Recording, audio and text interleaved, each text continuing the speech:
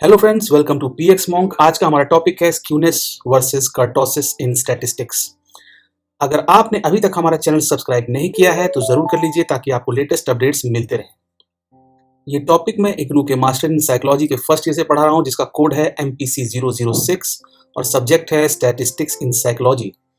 ये वीडियो उन स्टूडेंट्स के लिए है जो साइकोलॉजी और स्टैटिस्टिक्स में इंटरेस्ट रखते हैं। तो चलिए अब स्टार्ट करते हैं आज का हमारा टॉपिक, जो कि है skewness versus kurtosis in statistics. सबसे पहले ये जानते हैं कि स्क्यूनेस और कर्टोसिस क्या है और इनका मतलब होता क्या है।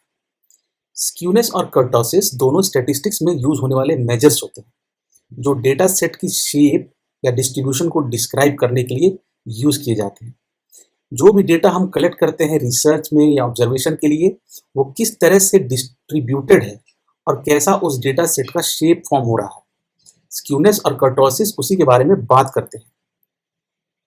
स्क्यूनेस या स्क्यू शब्द का मतलब क्या होता है? स्क्यू शब्द का मतलब है कि डेटा सेट का सिमेट्रिकल शेप से डिफरेंट शेप बन जाता है, तो उसको कहते हैं स्क्यूड, जिसको हिंदी में कहते हैं विकृत शेप। जैसे कि बेल शेप जो होता है वो नॉर्मल डिस्ट्रीब्यूशन होता है, लेकिन जब वो विकृत शेप होता है, डिस्टॉर्टेड शेप जब बन जाता है डेटा का, जो नॉर्मल डेटा से बिल्कुल अलग दिखता है, तो उसी को कहते हैं स्क्यूड। कर्टोसिस जो वर्ड है वो ग्रीक वर्ड कर्टोस से बनता है, जिसका मतलब होता है कर्व्ड या आर्क्ड, मतलब ऊपर की तरफ उठा हुआ, आर्क की तरफ बना हुआ। अब सुनने में लग रहा होगा कि दोनों एक जैसे ही हैं, तो इनमें डिफरेंस क्या है? चलिए देखते हैं आगे और समझते हैं एक एक करके स्क्यूनेस को और कर्टोसिस को। अब इन शेप्स को देखिए। ये जो फर्स्ट वाला शेप है, ये तब बनता है जब डेटा जो है नॉर्मली डिस्ट्रीब्यूटेड हो, तब ऐसा बेल शेप का डेटा कर्व बनता है। अब इन इमेजेस को देखिए। जब डेटा नॉर्मली डिस्ट्रीब्यूटेड नहीं होता है और थोड़ा डिस्टॉर्टेड शेप बनता है, कभी टेल जो होता है वो आगे की तरफ ज़्यादा होता है, तो कभी पीछे की तरफ ज़्यादा होता है, तो इसको स्क्यूड कर्व कहते हैं। और स्क्यूनेस की जब हम बात करते हैं तो इसी तरह के शेप के बारे में बात करते हैं। जब डेटा हमारा इस तरीके से या इस तरीके से डिस्ट्रीब्यूटेड है, तो हम स्क्यूड कर्व और इसके बाद इसको हम बोलते हैं स्क्यूनेस, और इसी के बारे में बात करते हैं। अब इन शेप्स को देखिए, कैसे जो ग्राफ है कहीं पे बहुत ऊपर की तरफ जा रहा है तो मतलब पीक्ड है, तो कहीं पर थोड़ा कम पीक्ड है। जब डेटा की पीकनेस की बात करते हैं तो इसी को कर्टोसिस कहते हैं। अब एक एक करके इनको समझेंगे विथ एग्जाम्पल्स। तो चलिए आगे बढ़ते हैं और समझते हैं। पहले स्क्यूनेस के बारे में देखते हैं एक एग्जाम्पल के साथ। इमेजिन करिए कि आपके पास दो डिफरेंट क्लासरूम के स्टूडेंट्स हैं जिनकी हाइट डिफरेंट है।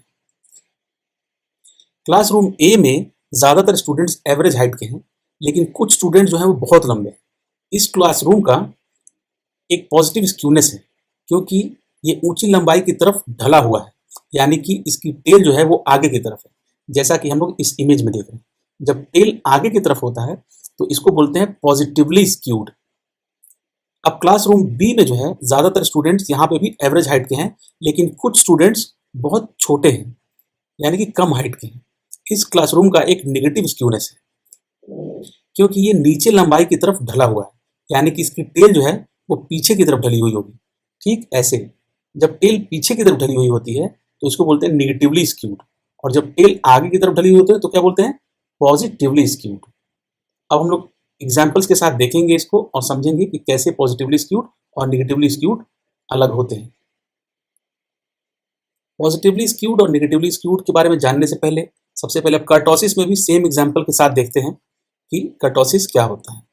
आपके पास दो अलग अलग क्लासरूम है जिसमें स्टूडेंट्स की अलग अलग हाइट है, जैसा कि हमने स्क्यूनेस वाले एग्जाम्पल में भी देखा था।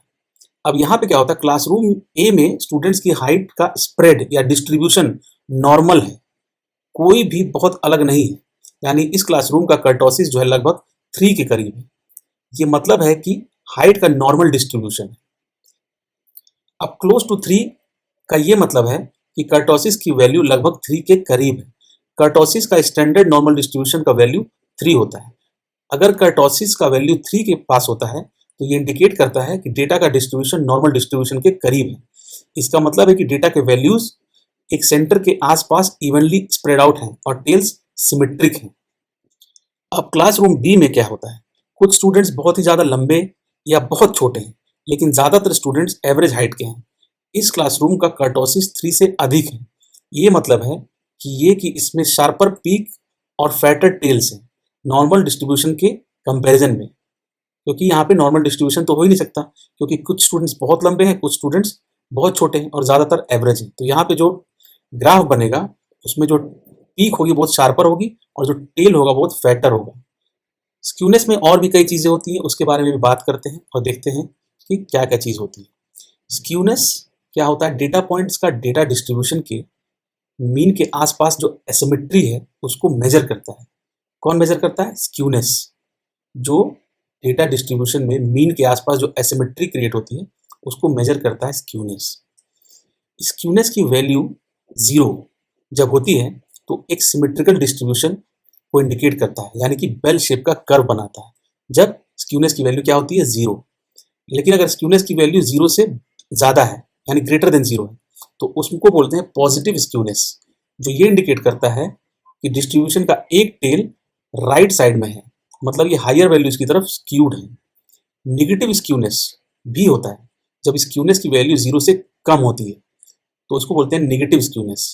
ये इंडिकेट करता है कि डिस्ट्रीब्यूशन का एक टेल लेफ्ट साइड में है, मतलब ये लोअर वैल्यूज की तरफ स्क्यूड है। अब देखते हैं निगेटिवली स्क्यूड डेटा को।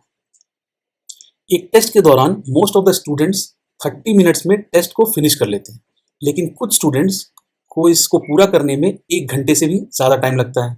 ये एक नेगेटिव स्क्यूनेस है, जिसका मीनिंग है कि डिस्ट्रीब्यूशन लॉन्ग टाइम की तरफ ढला हुआ है, यानी कि देर से फिनिश होने वाले स्टूडेंट्स के टाइम की तरफ ढला हुआ है। जैसे कि इस इमेज में देखिए, इस इमेज में अगर देखेंगे तो स्टूडेंट जो है इस तरीके से ये ग्राफ बनता है, तो ऐसे वो बोलते हैं नेगेटिव स्क्यूनेस या नेगेटिवली स्क्यूड, क्योंकि ज़्यादातर स्टूडेंट्स टेस्ट को जो है 30 मिनट्स में कंप्लीट कर लेते हैं, लेकिन कुछ ऐसे स्टूडेंट्स हैं जो 30 मिनट से बहुत ज़्यादा टाइम लेते हैं, यानी कि वो पीछे की तरफ टेल बनता है, यानी कि 1 घंटे में वो लोग करते हैं, तो यानी और ज़्यादा टाइम लेते हैं, तो इसको बोलेंगे नेगेटिवली स्क्यूड डेटा। अब सिमेट्रिक डिस्ट्रीब्यूशन देखते हैं। एक शहर में काम के लिए सफ़र का टाइम जो है 20 से 40 मिनट तक का होता है, जिसमें इक्वल नंबर्स में लोग शॉर्टर डिस्टेंस या लॉन्गर डिस्टेंस से भले ही आते हों, पर टाइम सेम लगता है उनको, मानिए 20 से 40 मिनट के बीच में ही लोग पहुंच जाते हैं।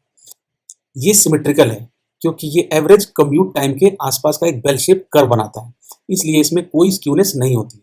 जैसा कि देखिए यहाँ पे मीन, मीडियन, मोड तीनों जो है बीच में होती है, और जो शेप बनता है वो बिल्कुल बेल शेप का बनता है, तो इसको बोलते हैं सिमेट्रिक डिस्ट्रीब्यूशन। अब पॉजिटिव स्क्यूड देखते हैं। एक रेस में ज़्यादातर जो रनर्स को रेस को फिनिश करने में 2 घंटे का टाइम लगता है, लेकिन कुछ बहुत ही अच्छे रनर्स हैं जो कि उसी रेस को 1 घंटे में फिनिश कर लेते हैं, तो इसको बोलेंगे पॉजिटिव स्क्यूडनेस या पॉजिटिवली स्क्यूड। क्योंकि उन्होंने कम टाइम लिया तो ग्राफ आगे की तरफ कम होता जाएगा।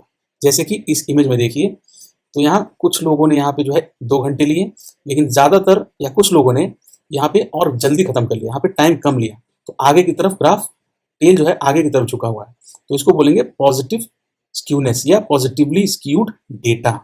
तो ये है स्क्यूनेस, कैसा ग्राफ बनता है स्क्यूनेस में, और कब उसको जो है पॉजिटिवली स्क्यूड बोलते हैं, कब नेगेटिवली स्क्यूड बोलते हैं। ये था पूरा स्क्यूनेस के बारे में एक पूरी जानकारी। अब कर्टोसिस में देखते हैं क्या और कैसे होता है। कर्टोसिस की वैल्यू अगर 3 है तो वो इंडिकेट करता है सेम पीकनेस और फ्लैटनेस जैसे कि नॉर्मल डिस्ट्रीब्यूशन में होता है, यानी कि बेल शेप कर्व बनता है। इसको बोलते हैं मीजोकर्टिक डिस्ट्रीब्यूशन। अगर कर्टोसिस की वैल्यू ग्रेटर देन 3 है, यानी कि 3 से ज़्यादा होती है, तो उसको बोलते हैं लेप्टोकर्टिक डिस्ट्रीब्यूशन, जिसमें कि शार्पर पीक और फैटर टेल्स होते हैं, इसमें ज़्यादा एक्सट्रीम वैल्यूज होती हैं। अगर कर्टोसिस की वैल्यू लेस देन 3 होती है तो उसको बोलते हैं प्लेटिकर्टिक डिस्ट्रीब्यूशन, जो कि ये इंडिकेट करता है कि फ्लैटर पीक, यानी कि पीक जो होता है वो थोड़ा फ्लैट हो जाता है, और थिनर टेल्स और फ्यूअर एक्सट्रीम वैल्यू, इसमें एक्सट्रीम वैल्यूज कम होती हैं, तो इसको बोलते हैं प्लेटिकर्टिक। अब इमेज के थ्रू इसको समझते हैं।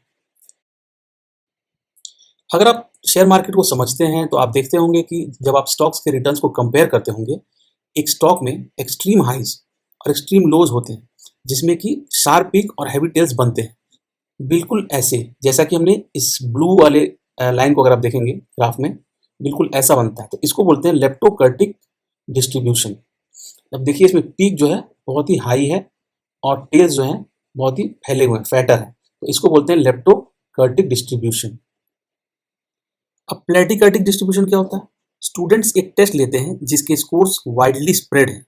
कुछ स्कोर्स क्लस्टर करते हैं मीन के आसपास, जबकि ज़्यादातर स्कोर स्कैटर्ड हैं मीन से बहुत दूर, जिससे एक फ्लैटर पीक बनता है। इसको बोलते हैं प्लेटिकर्टिक कर्टोसिस। जैसे कि आप ये जो पिंक वाला जो कर्व है, इसको अगर आप देखेंगे, इसको बोलते हैं जब पीक बहुत ही छोटा हो जाता है और जो टेल है वो भी बहुत करीब आ जाता है, बहुत ही लाइटर हो जाता है, तो इसको बोलते हैं प्लेटिकर्टिक डिस्ट्रीब्यूशन। अब एक और कर्टोसिस होता है मीजोकर्टिक डिस्ट्रीब्यूशन। मीजोकर्टिक, आप एक हाइट मेजरमेंट को स्टडी करते हैं जिसमें हाइट्स नॉर्मली डिस्ट्रीब्यूटेड है और बेल शेप का कर्व बनाते हैं, यानी कि सारे पार्टिसिपेंट्स की हाइट लगभग आसपास ही है, जिसमें बस थोड़ा सा फर्क है। तो इस टाइप के कर्व को मीजोकर्टिक कर्टोसिस कहते हैं। ये करीब करीब बेल शेप का कर्व बनाता है, तो इसी को बोलते हैं मीजोकर्टिक डिस्ट्रीब्यूशन, जिसमें वैल्यू होती है 3। अब जो अभी तक हमने सारी बातें जो डिस्कस की, उसका कंक्लूजन क्या हुआ? कर्टोसिस और स्क्यूनेस दोनों एक डेटा डिस्ट्रीब्यूशन के शेप और सिमेट्री को समझने में बहुत ही इंपॉर्टेंट रोल प्ले करते हैं और किसी भी डेटा सेट का जो टेल का बिहेवियर है उसके बारे में इन्फॉर्म करते हैं और एक रिसर्चर को एक इन्फॉर्म डिसीजन लेने में और डेटा को सही तरीके से एनालाइज करने में हेल्प करते हैं। तो ये था आज का हमारा स्क्यूनेस और कर्टोसिस का वीडियो। उम्मीद करता हूँ कि आपको समझ में आएगा और इन टर्म्स को समझने में आपको आसानी होगी। Thank you for listening me so carefully and giving your precious time. Thank you from PX Monk. अगर आपको मेरी ये कोशिश अच्छी लगी तो प्लीज़ चैनल को सब्सक्राइब करें, वीडियो को लाइक करें और शेयर करें। और आपके कुछ इनपुट्स या फिर क्वेरीज हैं तो कमेंट करें। आपके इनपुट्स और फीडबैक से ही हम अपनी इस कोशिश में और इम्प्रूवमेंट ला सकते हैं। So keep listening, keep learning. See you in our next video. Thank you very much.